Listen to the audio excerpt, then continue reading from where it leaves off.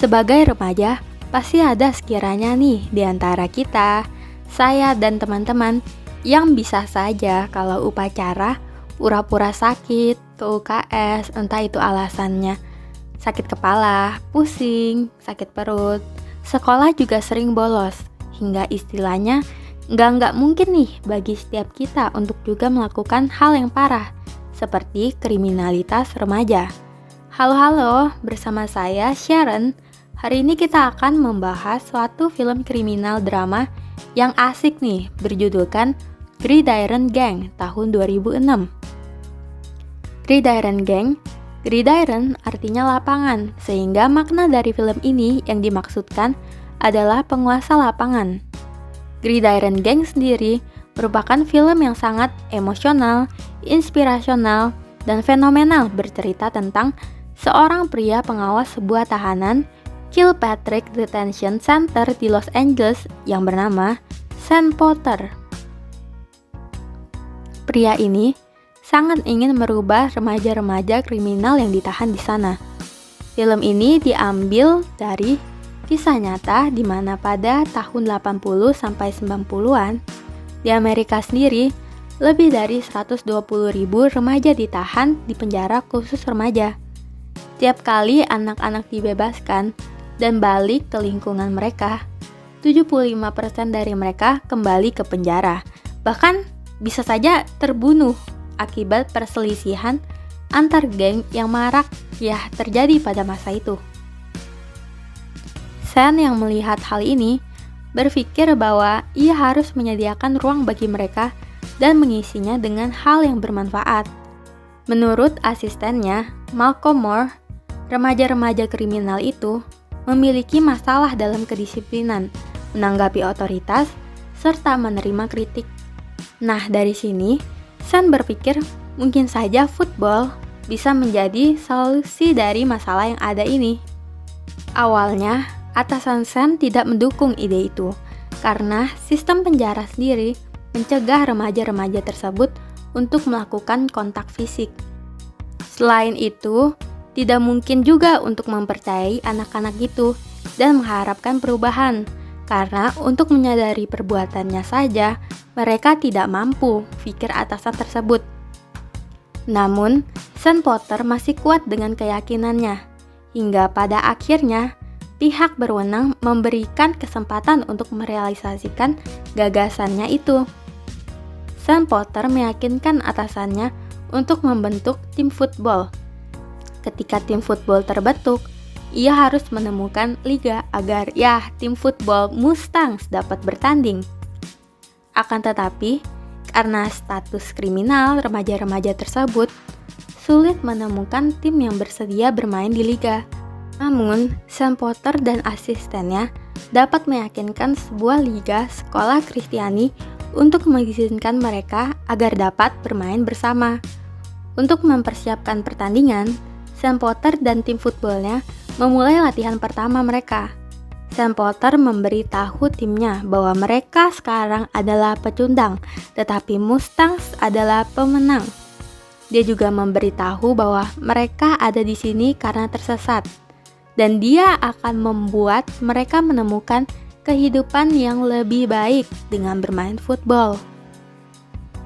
Setiap hari, remaja-remaja itu melakukan latihan fisik. Sean Potter tidak pernah berhenti memberi motivasi. Semuanya berjalan dengan lancar sampai pertengkaran antara Willie Waters dari geng 88 dan Kevin Owen dari geng 95. Geng-geng itu tidak pernah berhenti membunuh satu sama lain sejak bertahun-tahun. Sean Potter tidak ingin hal itu terjadi di timnya. Di tim ini, semua orang harus meninggalkan semua masalah geng mereka dan bekerja sebagai satu tim. Oleh karena itu, Sean Potter meleraikan pertengkaran antar Willie Waters dan Kevin Owens dan menasihati mereka kalau mereka tidak bisa selamanya saling memusuhi satu dengan yang lainnya. Sebagai coach, Sean Potter juga memberikan perhatian penuh kepada tim. Salah satu cara memperhatikan mereka adalah dengan mencoba untuk memahami perasaan mereka. Dengan apa? dengan membaca surat-surat yang tertulis untuk orang-orang terkasih. Sebelum pertandingan pertama dimulai, Sam Potter memberikan motivasi kepada tim, mengatakan bahwa inilah saat membuktikan kepada diri sendiri dan semua orang, meskipun mereka dikurung, mereka bisa mampu menjadi seseorang, tanda kutip. Pertandingan pertama dimulai, tetapi mereka tidak mendapatkan hasil seperti yang diharapkan, berakhir dengan kekalahan. Tim tampaknya sangat kecewa dan frustasi dengan kekalahan mereka. Sam juga menumpahkan amarah kepada tim, sehingga ia melatih mereka terlalu keras dan membuat Willy kehilangan kepercayaannya dan memutuskan untuk meninggalkan tim. Setelah kekalahan itu, setelah semuanya, Sam pesimis anak-anak akan kembali ke tim dan terus bermain football. Atasan Sam memutuskan untuk menghentikan football karena pada awalnya mereka berharap bahwa kepercayaan diri anak-anak akan meningkat melalui tim football. Namun sebaliknya, football malah membuat mereka menjadi putus asa. Keesokan harinya, semuanya kembali ke aktivitas normal. Akan tetapi, secara mengejutkan, anak-anak Mustangs mulai berlatih di bawah perintah Junior, salah satu pemain tertua di sana. Kala itu, Potter langsung berlari menuju lapangan dan menemukan bahwa Willy juga ikut kembali ke tim. Mustang bangkit dari kekalahan mereka mulai memenangkan beberapa pertandingan, namun ada peristiwa mengejutkan yang terjadi selama masa pertandingan-pertandingan itu. Teman Willy bernama Free dari geng 88 yang sedang menonton pertandingan tiba-tiba menembak Calvin Owens berasal dari geng 95 di lapangan. Willy menyelamatkan Calvin dari tembakan. Kejadian itu begitu cepat. Willy juga kaget mengapa ia menyelamatkan musuh gengnya itu. Ia frustasi lantaran takut dicap oleh teman-teman segengnya sebagai pengkhianat. Di tahanan, Sam Potter mendekati Willy dan meyakinkan bahwa apa yang dilakukannya tidak salah. Willy bertindak benar karena menyelamatkan nyawa seseorang. Justru Free dan gengnya lah yang salah karena menembak orang hanya untuk bersenang-senang. Ini Willy disadarkan bahwa pengaruh geng itu begitu kuat akan dirinya. Ia mulai sadar bahwa tak seharusnya ia mengikuti kata-kata geng hanya untuk sekedar loyalitas mata. Kalau geng itu salah, ya sebaiknya kita jangan ikuti. Setelah kejadian penembakan itu, Mustangs tidak diizinkan untuk bermain lagi. Tentu saja, Sam tidak menyerah. Dia percaya bahwa jika anak-anak berhenti bermain, itu berarti dia mengembalikan pengaruh geng, mengontrol dan mengambil alih mereka lagi. Ia bernegosiasi dan meyakinkan pihak penyelenggara, hingga akhirnya diputuskan Mustang diizinkan untuk bermain kembali, dengan syarat polisi harus berpatroli selama pertandingan. Di pertandingan berikutnya, Calvin hadir dengan perban di tangannya.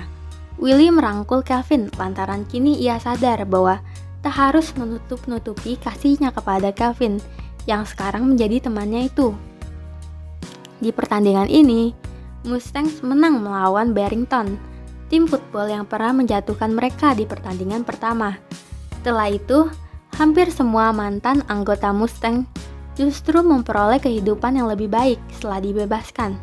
Sebagian besar dari mereka berhasil keluar dari pengaruh geng dan tidak melakukan kriminalitas lagi.